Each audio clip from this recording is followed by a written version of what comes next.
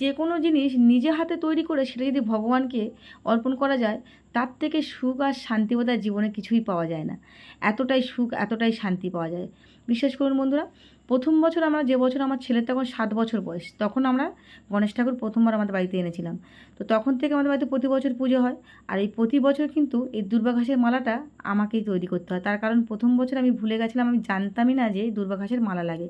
তাই পুরোহিত আমাকে বলেছিল দুর্বা ঘাসের মালা ছাড়া নাকি পুজোয় বসা যাবে না। তো তখন থেকে কিন্তু সেই মালাটা যে আমি নিজে হাতে তৈরি করেছিলাম, আর তবে থেকে কিন্তু পুরোহিত বলেছে, মা মালাটা তুমি নিজে হাতেই তৈরি করো। সত্যি মালাটা তৈরি করতে আমার ভীষণ ভালো লাগে। আর দোকানে আমি দেখেছি তার আর ওই টুনদড়ি বলে সেটা দিয়েই তৈরি করে। আমি কিন্তু বাড়িতে শুধুমাত্র হলুদ কালারের সুতো দিয়েই তৈরি করেছি। আর হলুদ কালারের সুতো, হলুদ কালারের ফুল, হলুদ কালারের মিষ্টি, এগুলো কিন্তু গণেশ বাবার খুব পছন্দ। আপনারা কিন্তু এভাবে দুর্বা ঘাসের মালাটা তৈরি করে বাবাকে পরিয়ে দিয়ে মনকে শান্তি করতে পারেন। তো আজকে ছিল এটাই ব্লগ। কেমন লাগলো বন্ধুরা কমেন্ট করে জানিও।